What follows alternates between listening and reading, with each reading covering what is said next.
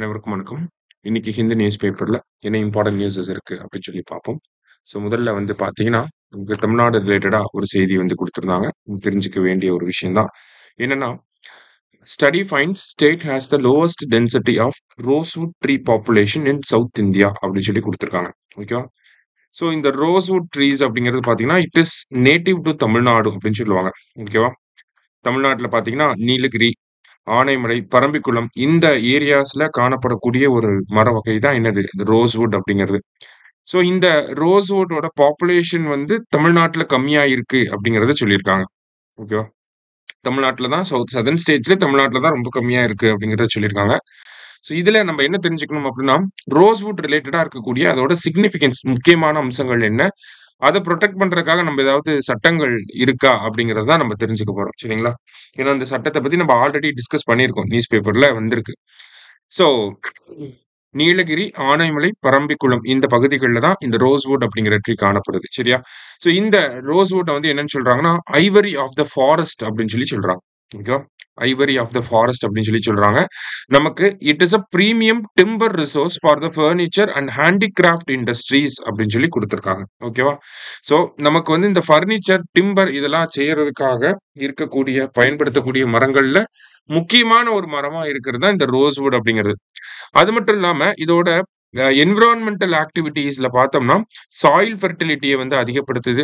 எதன் மூலியமானா நைட்ரஜன சாயில்ல ஃபிக்ஸ் பண்ற மூலியமா. அதுதான் நைட்ரஜன் ஃபிக்சேஷன் அப்படின்னு சொல்லி குடுத்துருக்காங்க. ஸோ சாயில் ஃபெர்டிலிட்டிய அதிகப்படுத்துது. பேர்ட் அண்ட் இன்செக்ட் டைவர்சிட்டிய வந்து ப்ரமோட் பண்ணுது.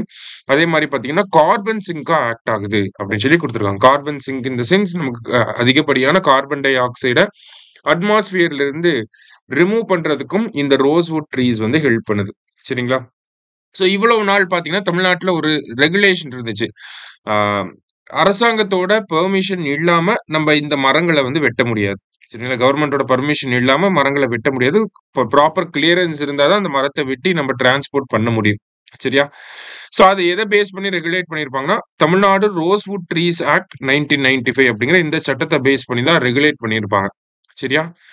ஸோ இந்த சட்டம் 2025ஓட எக்ஸ்பயர் ஆகுது. ஓகேவா? 2025 பிப்ரவரி மாசத்தோட நமக்கு இந்த சட்டம் காலாவதியாக இருக்கு. அதோட டைம் பீரியட் முடிஞ்சிருச்சு. ஓகேவா? கவர்ன்மென்ட்டும் என்ன பண்ணியிருக்காங்கன்னா, இந்த சட்டத்த இதுக்கு மேல எக்ஸ்டெண்ட் பண்ண வேண்டாம் அப்படிங்கிற ஒரு முடிவ எடுத்திருக்காங்க. ஸோ அது இன்னும் தமிழ்நாட்டுல இந்த ட்ரீஸோட டென்சிட்டி கம்மியாகுறதுக்கான சாத்தியக்கூறுகள அதிகப்படுத்துது அப்படிங்கிறத இந்த ஆர்டிக்கிள்ல நமக்கு குடுத்திருக்காங்க. சரியா? அடுத்ததா பார்த்தீங்க அப்படின்னா, நமக்கு சைட்ஸ் அப்படிங்கிற ஒரு ஒரு பிளான்ட் ஸ்பீசிஸோ இல்ல அனிமல் ஸ்பீசிஸ் பத்தியோ பார்க்கறப்ப, ஆ நமக்கு வந்து இந்த சைட்ஸ் அப்படிங்கிறத பார்ப்போம். சைட்ஸ் அப்பெண்டிக்ஸ் 2ல வந்து இருக்கு. ஓகேவா? Convention on international trade in endangered species of wild fauna and flora. Okay. இதெல்லாம் நம்ம என்விரான்மென்ட் அப்படிங்கிற டாபிக் கீழ வரும். ஓகேங்களா? ஸோ அந்த சைட்ஸோட அப்பெண்டிக்ஸ் படி பார்க்கறப்ப அப்பெண்டிக்ஸ் 2ல இருக்கு.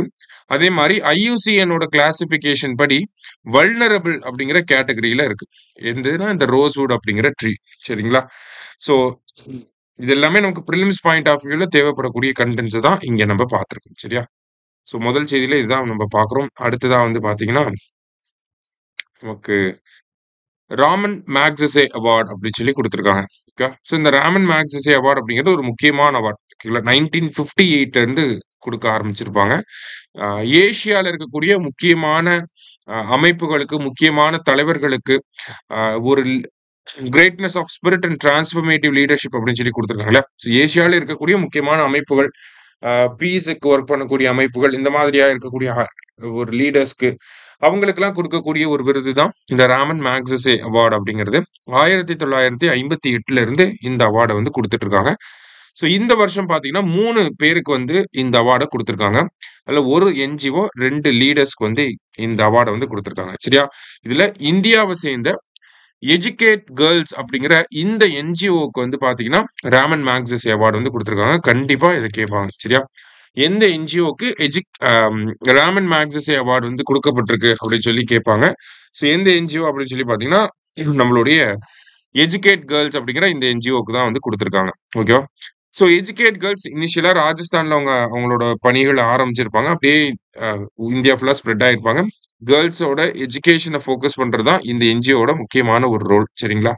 ஸோ அவங்களுக்கு இந்த அவார்ட் குடுத்துருக்காங்க. அது மட்டும் இல்லாம பார்த்தீங்கன்னா, நமக்கு சஹீனா அலி அப்படிங்கிற மாலத்தீவ்ஸை சேர்ந்த என்விரான்மெண்டல் ஆக்டிவிஸ்ட் அவங்களுக்கும், அடுத்தது ஃப்ளவியானோ அன்டோனியோ அப்படிங்கிற பிலிப்பைன்ஸை சேர்ந்த ஒரு லீடருக்கும் வந்து இந்த அவார்ட வந்து குடுத்துருக்காங்க. சரிங்களா? ஸோ இதுதான் இந்த இடத்துல நம்ம தெரிஞ்சுக்க வேண்டிய முக்கியமான விஷயம். ஓகேவா? லாஸ்ட்டா வந்து பார்த்தீங்கன்னா, mini cloud bursts are on the rise அப்படின்னு சொல்லி ஐஎம்டி இந்தியன் மெட்ரலாஜிக்கல் டிபார்ட்மெண்ட் வந்து சொல்லியிருக்காங்க. நமக்கு கிளவுட் பர்ஸ்ட்னா என்னன்னு தெரியும். ஓகேங்களா? என்னன்னா 1 மணி நேரத்துல 10லிருந்து 20 ஸ்கொயர் சென்டிமீட்டருக்குள்ள ஸ்கொயர் கிலோமீட்டருக்குள்ள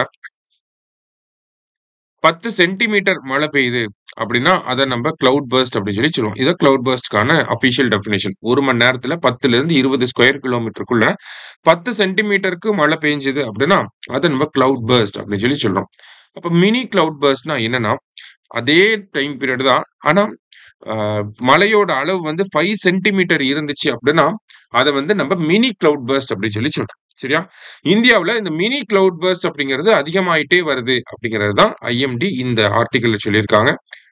ஸோ இதுல நம்ம கிளவுட் பர்ஸ்ட்னா டெஃபினிஷன் தெரியும். கிளவுட் பர்ஸ்ட்க்கான டெஃபினிஷன ஆல்ரெடி டிஎன்பிஎஸ்சில கேட்டிருக்காங்க. அடுத்தது மேபி கேட்டா மினி கிளவுட் பர்ஸ்ட்னா என்ன? அதோட டெஃபினிஷன வந்து எவ்வளோ சென்டிமீட்டர் மழை பெஞ்சா நமக்கு மினி கிளவுட் பர்ஸ்ட் அப்படிங்கிறத கேட்கலாம். சரியா? அதுக்காக தான் இத நம்ம பார்க்குறோம். ஸோ இன்னைக்கு நியூஸ் பேப்பர்ல இருந்து முக்கியமான விஷயங்கள பார்த்திருக்கோம். நன்றி. சுரேஷ் ஐஏஎஸ் அகாடமி வெற்றியின் முகவரி.